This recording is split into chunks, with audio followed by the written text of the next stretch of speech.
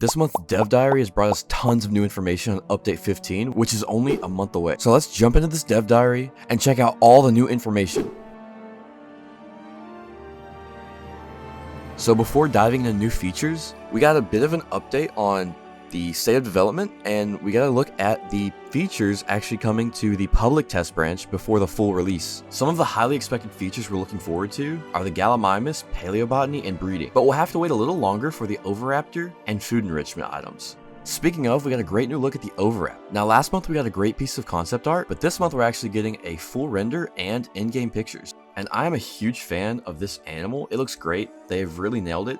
The blue around the eyes is really cool. Here we get an actual real picture of one. These look like females to me, and they're with their babies, which is really adorable. The babies have that baby bird look about them, that like weird, like adorable, but also like freaky alien with a gaping mouth look about them that baby birds have. It's just, they really nail the look of a baby dinosaur. And then we get this showcase of the Oviraptor with a Protoceratops, and there's a little bit of Paleobotany in the background. So these would be great enclosure mates too. And you could probably even add a Velociraptor and have a whole little ecosystem if you really wanted. So yeah, Oviraptor looks fantastic.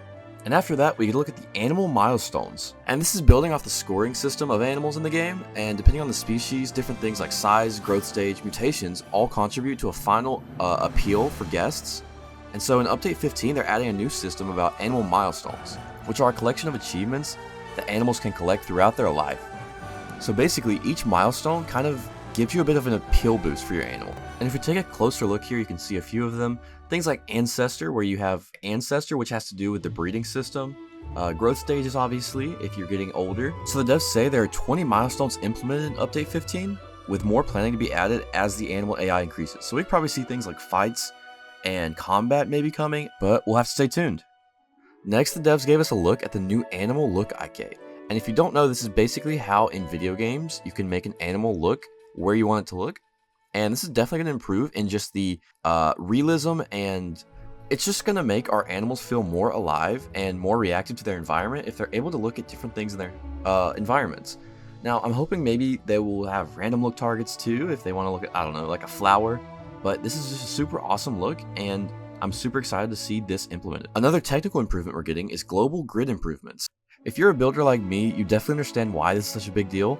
When you're working with the modular building system, sometimes your buildings can get misaligned and it causes a lot of issues, but with this global grid, it ensures that anything you snap to it is going to be on the same grid and won't be a little bit off or anything. So this is super helpful when it comes to building to have, and it's a valuable asset. Another thing they showed off was that we're going to be able to do this with the fences too. So this is very retro. It reminds me of Zoo Tycoon 2, and it is just fantastic. So like you can see here, it's just snap it on and you can build to your heart's content. Next up, we're getting a look at the feeders, and this is something a lot of people are excited for. Not only do we have these different diets that are very well made, the devs are also going to be adding a ton of new feeder varieties, which will definitely help for the customization in the game and making your park feel like your own. Even these feeder models are very well made. Like, there didn't need to be this much detail put into the fish feeders to add squid and crabs or the insects, but they did, and they look great.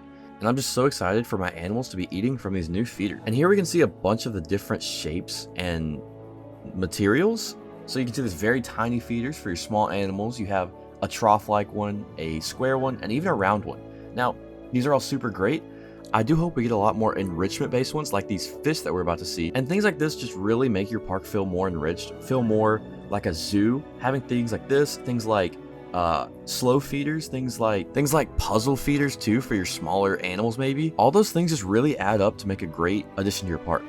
But enough about that, let's look at the actual fish here. So we have a tuna faux carcass feeder and a bowfin faux carcass feeder. And maybe these will make our animals feel more at home, feel more like they're actually hunting or something. I'm not exactly sure how enrichment's going to work, but I can say these concepts look great and I'm super excited. That's a huge fish. That's going to be great for, I guess, Spinosaurus, I'd assume. And then we get this picture of the Gallimimus feeding from a tall feeder, which is usually for sauropods, but as they have those tall necks, and they're very large actually, they're able to use them, which is really cool. And there's a little sneaky baby right there too if you are sharp-eyed. But yeah, this is a super cool feature, and it makes sense. They'd be able to graze, or I guess browse. And this is also going to be coming to the hadrosaurs as well, so super exciting that they can use both feeders if you need to. It just all improves our feeding and making our animals feel more like real animals. They're not bound to one type of feeder. They're able to feed from whatever because that's what road animals do. They forage, they look for different things, and I think this is a great addition. And the final feature being showcased in this month's dev diary is the landscape improvement. And there's a ton of new brushes and features being added. As you can see there, they have a square brush now, which is really fun, and a bunch of different kind of textured brushes. So that's going to be super fun to play around with. And you can see here in this video, they're just kind of playing around with it, different features, and yeah, I mean, it looks great. They also said players will be able to use their mouse wheel plus shift or control to adjust the size and intensity of their brushes on the fly, which is a great improvement. Always great to have short keys or hotkeys, and it's definitely going to just improve people's capabilities of making natural landscapes. I know a lot of players love to just make natural habitats, and this is going to be great for that. And here we can see the improvements brought to the texture paints, and this looks great. Wow, I'm looking at it now. Even the UI improvements are really great. So the blending is a lot better. There's just so much more care put into it, I guess, is all I can really say. I don't know how this works, but a lot more care, it seems, has been put into just making the system stand out and really feel great to use. So I'm super excited for that, super happy. And in this video, we get a look at the grass, and I'm just blown away by this. This looks so great. So these grass improvements mean it's super easy to blend these grass types together and make them into something that just looks fantastic. Wow, I cannot wait to use this. This is definitely an improvement. I mean, I can say that. It's just, wow, it's so good to look at. I'm super excited to use this feature, and I'm super excited to see what the community starts to do with all these new tools, or at least improved tools, I guess. New and improved, I would say. New and improved, there you go. So yeah, this is a great feature. And another much requested feature is the auto slope painting here. So this basically means that if you're painting over like a mountain or cliffs, the slope texture is automatically going to be picked depending on what biome you're painting from. And I mean, as you can see here, it's pretty self-explanatory. It just looks great. It means you don't have to worry. It's going to be such a time saver too if you're not too worried about making like handcrafted mountains and you just want something quick. I mean, it's a great feature to have, and I'm pretty sure it's toggleable, so you can turn it on and off if you want to make your mountain a little more customized. And we also have a new feature called Sculpted Slope Painting, which is basically the same thing except for when you're making your slopes. So it'll automatically do it before you even click the Terrain Painting tab, and it just will save so much time, like I said. Another great feature to have, and once again, it is toggleable, so you don't have to worry about it if you don't want that to be the case. And yeah, I mean, it just looks great. All of these features combined are going to look fantastic.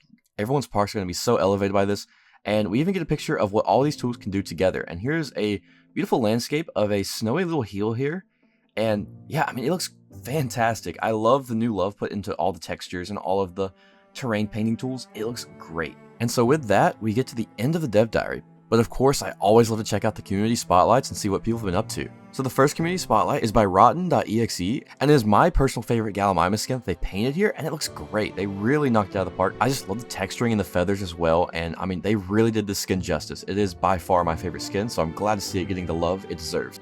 So fantastic job. Next we get another awesome piece, and this looks like an oil painting to me. It's honestly amazing. It's the Parasaurolophus with, I think that's an Pseudoceratops in the background. I can't be sure. And I don't know what that is in the very back. Maybe like a T-Rex? I don't know. There's another animal back there, but it's kind of out of frame. But this is just a beautiful piece. And the lighting and the form and anatomy and everything just looks so great. And this is, wow. People are super talented in this community, and I just make these silly little videos. It's crazy. There's so many talented people in this community. It's just fantastic to see. And finally, we get a little build here by Assassin Spino, and it's this really cute little shelter. You have your staff in the front too. I mean, just really cool. I love the Platysaurus. They look great. And I really love that build. The wooden wall in the background, kind of, not even a wall, more like a little just fence kind of thing. I don't know what you would call it, but it just looks great too. And well, yeah, this is an awesome little exhibit, and I love the Platysaurus. And with that, we've reached the end of July's dev diary. So that was a great read, a lot of great things to look forward to. And as always, I'm going to plug the Patreon. If you guys enjoy the game or just want to keep up to date, there's a lot more updates that come out on the Patreon weekly, and it's a great way to directly support the devs too. And that's going to do it for today, guys. I want to thank you all very much for watching. If you enjoyed, please like, subscribe, and comment, and I will catch you guys in the next one.